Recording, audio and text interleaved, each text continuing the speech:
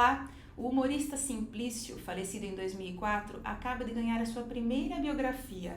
Simplício, um contador de histórias. Simplício foi o responsável pela lenda de Quinhetu, sua terra natal, Tudo é Grande. A vida e a obra de Francisco Flaviano de Almeida foi resgatada pelo jornalista Salatiel de Souza, com quem a gente conversa aqui no Lado a Lado de hoje. Bem-vindo, Salatiel. Muito obrigado, Mirna, pelo convite e pela divulgação desse trabalho. Salatiel, quando que começou essa sua admiração pelo Simplício, que levou você a estudar tanto a obra dele e a fazer a primeira biografia do Simplício? Foi na infância. Eu cresci vendo na televisão o Simplício atuar na Praça é Nossa, né, do SBT, com os personagens dele. E eu gostava, sempre gostei de assistir. Assisto a Praça é Nossa até hoje, para falar a verdade. E então eu achava muito interessante, aquilo me admirava, alguém estar na televisão, brincando, fazendo o pessoal rir e falando de tu. Então eu lembro que eu via o Simplício com a camisa do FAI, né, naquela época Ferroviária Atlético Ituano, e falava assim, nossa, é de tu, é aqui de tu. Né? Então aquilo já me causava impressão desde essa época que eu era bem menino e assistia os quadros do Simplício na televisão. Esse personagem que você acabou de falar, que usava a camiseta do Ituano, né? Era o Rosalvo. O Rosalvo, que o pessoal também chamava de moleque, né? Que o bordão dele era gritar no ouvido da pessoa, o homem, né? O homem. E vinha com aquelas crianças, aquelas perguntas típicas de criança, né? Aquelas perguntas absurdas. Então era bem engraçado. Mas ele teve um personagem anterior, né? Que era o Caipira de Tu. O Caipira Osório foi o personagem que fez aquele boom, né? Aquele sucesso e criou a lenda dos exageros em torno da cidade de Itu. Então foi com o Caipira que o Simplício tornou Itu conhecida. E depois eu acho que por causa de um processo natural de quem é artista, ele foi migrando aos poucos para o Rosalvo. Né? O personagem vai ficando caduco, como eles dizem, vai ficando batido. Então ele depois começou a priorizar o Rosalvo, que era o moleque. Mas tem alguns quadros da Praça Nossa daquela época que ele revezava também, né? Fazia os dois? Fazia os dois. É que também depois já não tinha, o Caipira já não tinha o mesmo apelo, né? Então foi ficando um personagem desgastado, ele ia usando ali de acordo com a ocasião que ele escolhesse. Bom, para quem não lembra do Simplício atuando, nós vamos ver umas imagens antigas do personagem Osório. Osório, que era o Caipira de Tu. Vai lá. Oh, meu Deus do céu! Tem hora que tenho raiva de visitar esta vila. Vila? Que vila? São Paulo, uai. São Paulo, vila? São Paulo é uma cidade, meu amigo. São Paulo... É o quê? Cidade?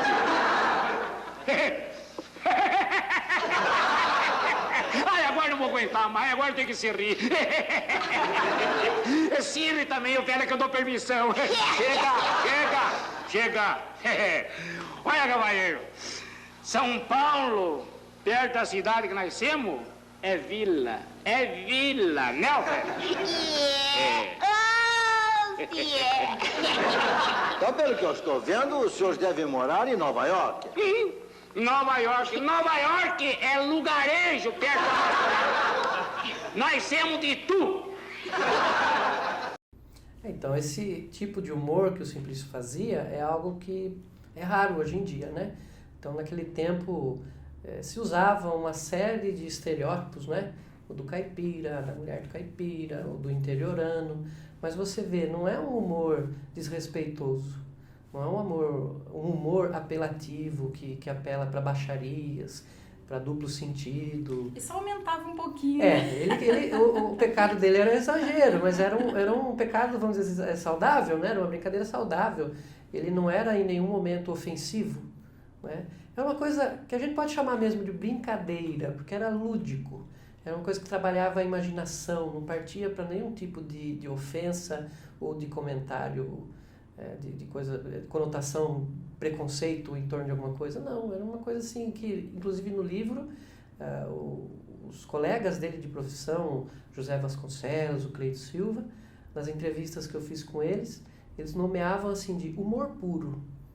Não é? Não que de vez em quando não tivesse alguma coisa mais pesada dentro desse humor, mas ele o objetivo dele, ele carregava em si uma leveza, um humor leve, né? Que você poderia assistir esses quadros na sala da sua casa com a sua sogra, com suas crianças. Com a família. Né? Hoje em dia, e dos anos 2000 para cá, novos tipos de humor vieram surgindo na televisão e existe esse humor que é mais vexatório, mais apelativo, que chega às vezes até a ser ofensivo. Né? Alguns quadros, alguns programas que você, junto com o seu filho, com a sua filha, você já não fica à vontade de assistir. Então parece que naquela época havia uma preocupação com isso. E é o contraste, né? É um humor que também não fica velho. Você assiste essa cena do Simplício de 50, 40 anos atrás e ainda dá risada. E esse é o verdadeiro humor. Ele não fica datado, ele não passa. Acho que eles chamam de humor puro no sentido de que fica eternizado na essência dele. Qual a importância do Manoel da Nóbrega na vida do Simplício e na carreira dele? Eu costumo dizer assim, a amizade é sempre uma via de duas mãos. Então, por exemplo, no caso deles dois, ou como de qualquer amigo que a gente possa ter, nunca um é mais amigo do que o outro, né? Eles foram grandes amigos e isso foi mútuo, foi recíproco. Eles se ajudaram em momentos determinantes para a vida de cada um. O Manoel da Nóbrega foi ajudado pelo Simplício quando trocou o Rio de Janeiro. Eles eram de Niterói, trabalhavam no Rio de Janeiro, nas rádios de lá.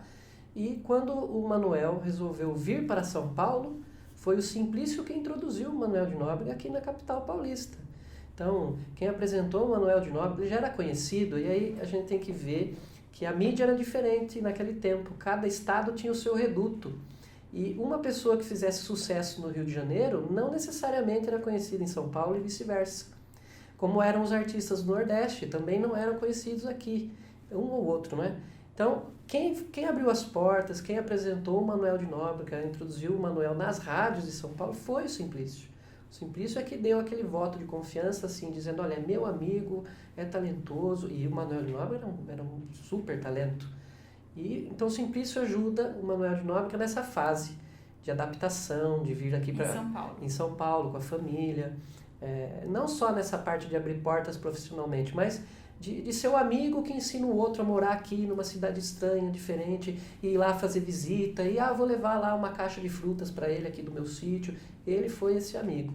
Posteriormente, quando o Simplício quis, né, de todo o coração fazer essa brincadeira com o Itu, de forma improvisada, surgiu isso no meio do programa da praça, o Manoel Nóbrega também soube ser amigo no sentido de permitir. Quando o Simplício fez a propaganda involuntária de Itu como um caco, né, uma coisa improvisada no meio do quadro, ele não percebeu na hora, mas depois foi lá perguntar para o Manoel, falou assim, estou divulgando minha terra. O Manoel falou, eu percebi que você está divulgando sua terra. Ele falou, mas você se opõe? E o Manoel falou, não, pode continuar divulgando Itu, porque o Manoel veio também, conhecia o amigo dele, o Simplício. Simplício não fez isso por interesse financeiro, não fez isso para ter ganhos pessoais. Ele tinha um amor genuíno pela terra dele e aquilo extravasou ali no meio daquele quadro. Então o Manoel também foi amigo de, entendendo isso, permitir essa brincadeira do Simplício, que repercutiu na história da cidade, repercutiu na carreira do Simplício. Então veja como em determinados momentos da vida dos dois, eles foram amigos. Uma coisa que pouca gente sabe, estamos em ano eleitoral, o Manoel de Nóbrega foi candidato a deputado estadual naquelas épocas, né? E parece que, pelo que eu li no seu livro, inclusive, o Simplício era meio contra, né? O Simplício era contra, mas mesmo contrário, a ideia foi cabo eleitoral. Ajudou na campanha do Manoel de Nóbrega e colocava cartaz e panfleto no carro dele e fazia panfletagem em favor do amigo, quer dizer, sabe, o amigo é amigo em todas as circunstâncias. Mesmo não concordando, ele falava, não se meta nessa coisa de política, Manoel. E essa amizade se estendeu para o filho também, né? Se estendeu depois para o filho. O Carlos Alberto tem programas dele gravados, né, que fazem homenagens para aquelas figuras mais antigas da praça, né? Uhum. E em relação ao Simplício ele falava, né, eu tenho gravações disso dizendo que o Simplício é o mais antigo, é o que me conhece há mais tempo. Eu era criança e já vi o Simplício. Então foi realmente uma amizade que perdurou gerações, né? Passou de pai para filho. Como é que foi a vida do Simplício em Itu, antes da fama? Foi uma vida precária, no sentido de que era uma outra vida do que a gente tem hoje, né? um menino criado na roça, não se tinha aquela perspectiva de seguir carreira nos estudos, era outra realidade naquele tempo, imagine, década de 30, década de 40. Então, na infância ele tinha esse costume de ajudar os pais, a mãe fazia doces, era doceira. Então, era aquela coisa de pegar a cesta de doces e vender no mercadão, era pegar, hoje não tem doce, pegava uma galinha, pegava alguma coisa lá da horta deles, ia vender no mercado, ia carregar sacola no mercado, mas ele já tinha uma veia artística bastante acentuada, sempre os relatos dos amigos de infância dele dizem que ele sempre foi de fazer graça, tinha uma esperteza, uma genialidade assim para brincar com os outros, foi baterista da Corporação Musical União dos Artistas, então também tinha música no seu DNA. Ele nasceu para ser artista. Desde pequeno o pessoal já percebia isso. Você conta uma história no livro de que eles tinham um grupo de teatro, alguma coisa assim, de circo, e que eles cobravam 5 palitos de fósforo como entrada. É isso mesmo? Porque eu acho que na essência dele ele já tinha tanto desse artista que depois ele viria a se tornar, que até na brincadeira deles, a brincadeira dele era o teatro, era a encenação. Então ele pegava 3, 4 amigos e dizia que era o Cirquinho do Chiquito, ia lá no centro de Itu, na Rua Marechal Deodoro, num dos terrenos baldios, cercavam, cobriam, faziam aquilo o cirquinho, cobravam esses palitos de fósforo assim, simbolicamente para a turma assistir. E não era só a criançada, os amiguinhos que iam assistir, não. De repente, quando eles perceberam, os pais dos amiguinhos estavam indo assistir, e chegou uma época que eles chegaram até, a coisa ficou séria, chegaram até a concorrer com o Cine Marabá, que tinha ali na Praça da Matriz, e precisaram até da ajuda do pároco para não dar problema, porque eles se tornaram mesmo uma atração ali no centro da cidade naquele tempo, né? Não foi à toa que quando o Simplício, nesse contexto todo, passa um circo aqui pela cidade, e ele vai assistir, e ele fica deslumbrado, não é à toa que ele vai embora com o circo. Foi embora com o circo. Aquela coisa que a gente fala hoje, que parece lenda urbana, né? Fugiu com o circo. Ele fugiu com o circo. Foi procurar usar o talento dele, ser feliz usando o talento dele. E aí ele ainda era Chiquito ou já tinha o nome de Simplício? Ele era Chiquito ainda. Simplício? Era Chiquito ainda, era o apelido que deram aqui para ele na cidade. E quando que ele se tornou Simplício? Naquele tempo o circo não era só o circo como a gente tem hoje. Não existiam grandes teatros no país inteiro. Então eram circos-teatro. Você ia para o circo assistir um show de mágica, um número de palhaços, mas você também ia assistir uma peça de teatro. Era meio mambembe, né? Era meio assim, a questão da produção era bem simples, bem precária, mas era onde o povo tinha acesso para assistir um drama, uma comédia, uma peça qualquer, não é? E o Simplício, ele era um artista completo. Ele fazia tanto quadros de humor quanto fazia... O José Vasconcelos tinha visto já o Simplício no teatro e ele falou para mim, Simplício é um dos poucos que eu conheço que sabe fazer rir e sabe fazer chorar.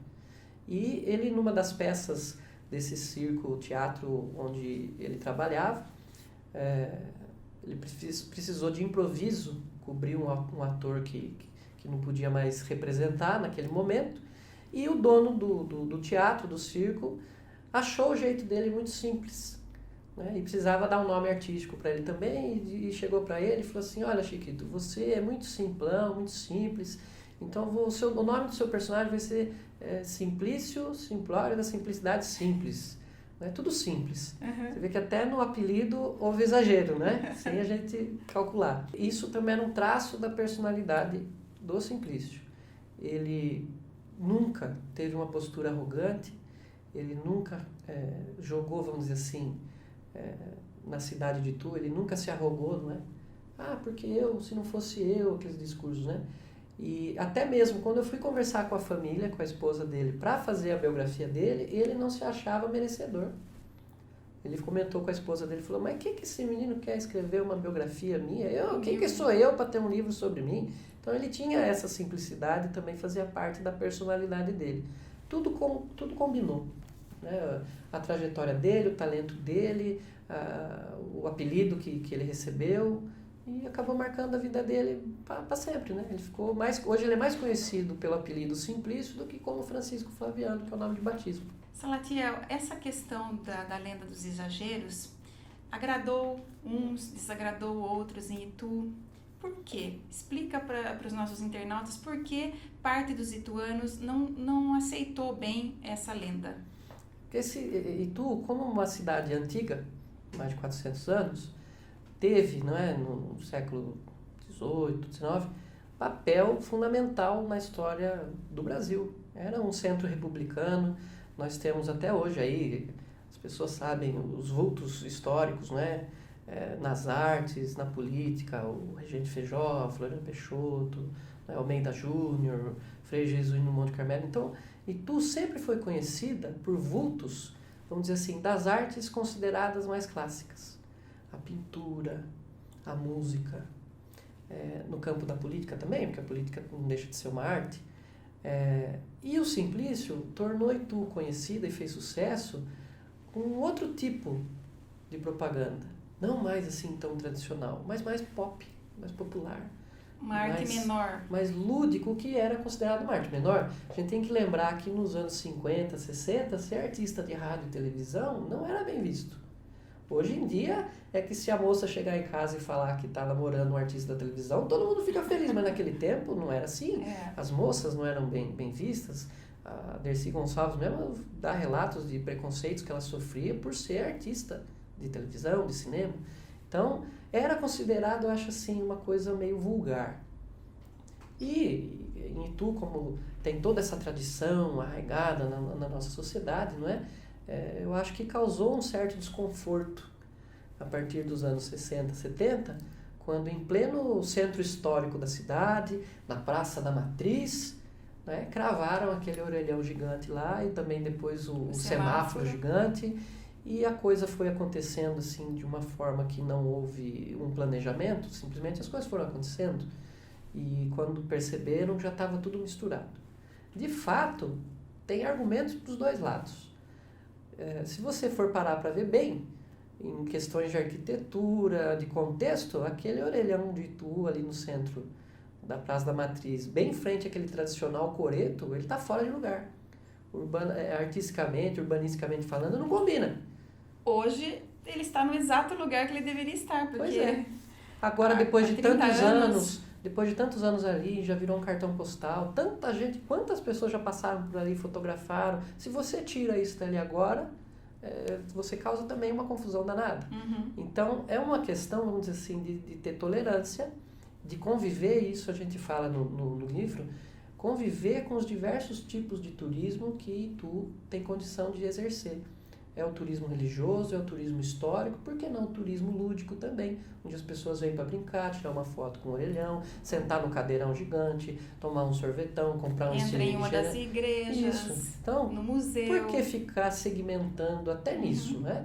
É mais fácil a gente aceitar que Itu tem tudo isso, né? E não ficar usando até isso para causar divisões, né?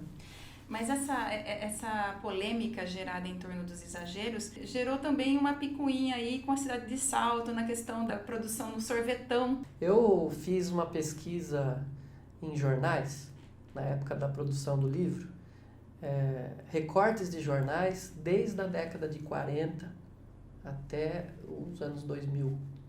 E nessa pesquisa, nessa época aí dos anos 60, 70, eu encontrei uma matéria de jornal, onde o autor afirmava que o sorvetão de Itu, né, quem que já não experimentou um sorvetão de Itu, né, que na verdade ele teria sido criado aqui em Salto, eu não vou lembrar o detalhe agora, mas de que esse sorvete gigante já era vendido no meio das partidas de futebol de várzea nos fins de semana, um sorvete grande. Só que depois dessa brincadeira do Simplício lá em Itu, da lenda do exagero, alguém lá de Itu já conhecia o sorvete aqui de Salto, que era maior, e simplesmente começou a produzir lá também, só que ele usou o marketing. Uhum. Ele mesmo começou a chamar o produto de sorvetão de Itu.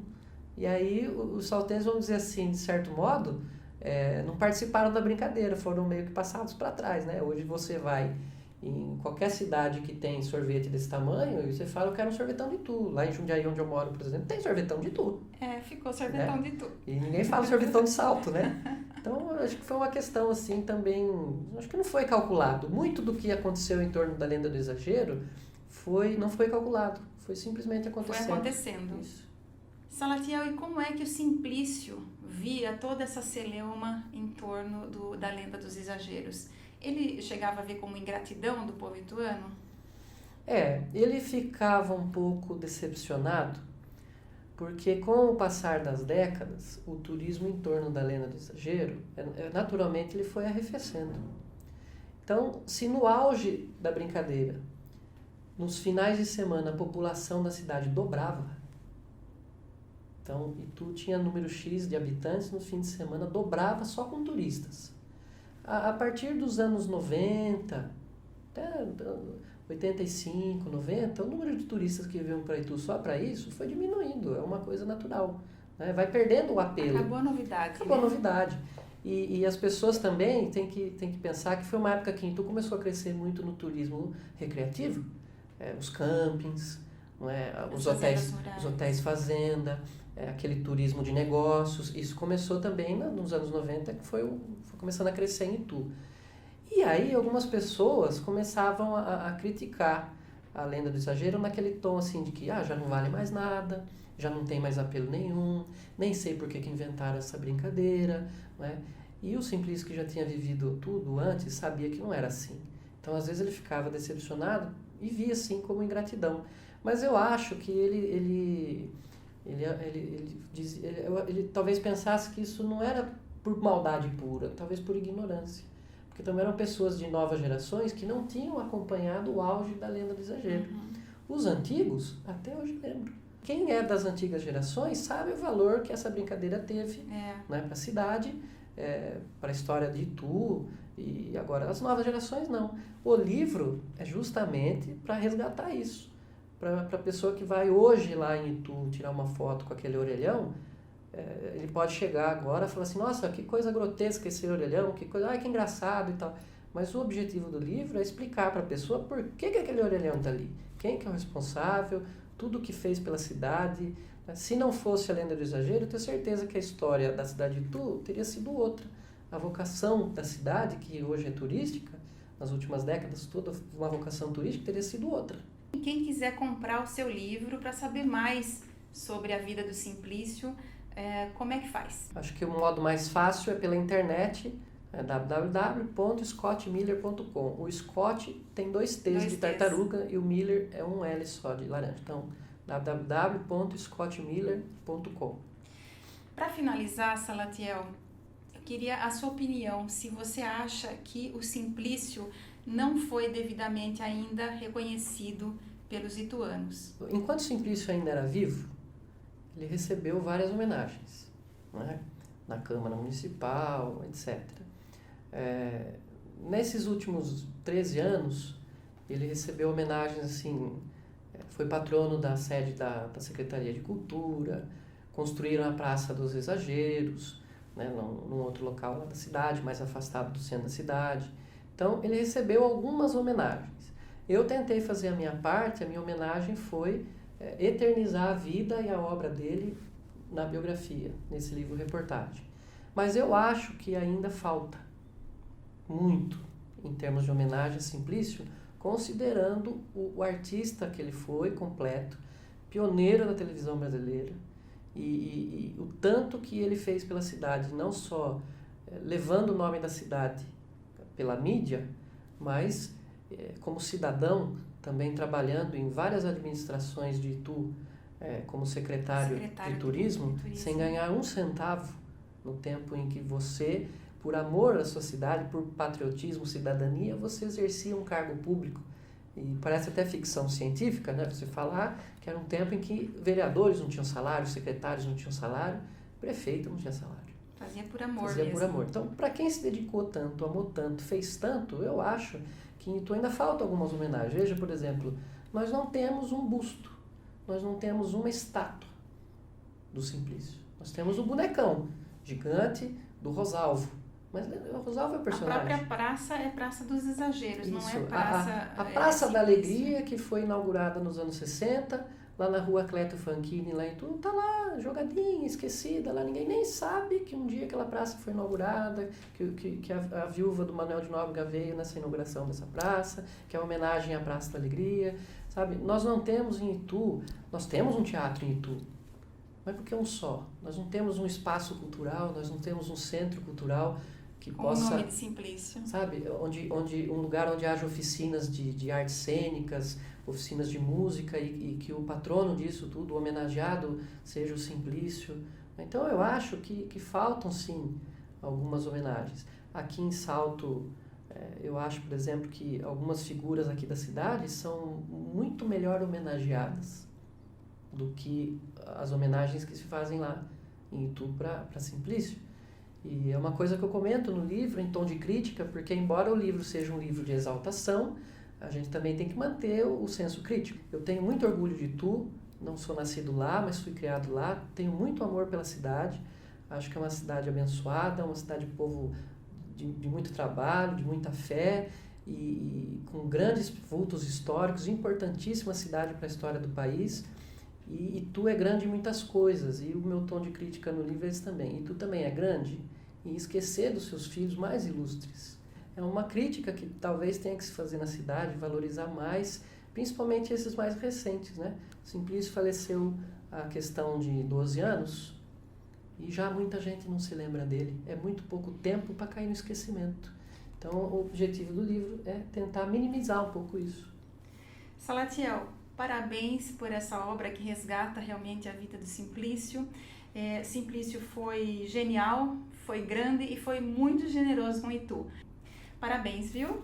Obrigado, eu agradeço o seu convite. Espero que as pessoas que quiserem, puderem adquirir o livro, ao lê-lo, conheçam melhor a vida do Simplício, a obra dele, e realmente vão se encantar, porque é uma vida ímpar, uma trajetória assim, que poucas pessoas, poucos artistas puderam escrever, e tenho certeza, não com falsa modéstia, mas quem conseguir ler o livro vai ter diversão garantida. Obrigada, Salatiel, pela sua presença aqui no Lado a Lado, tá bom? Obrigado. E obrigada a você que acompanha o que é Lado a Lado. Se você gosta, curta, comente, dê um like e inscreva-se no nosso canal. A gente se vê no próximo. Beijo e até lá!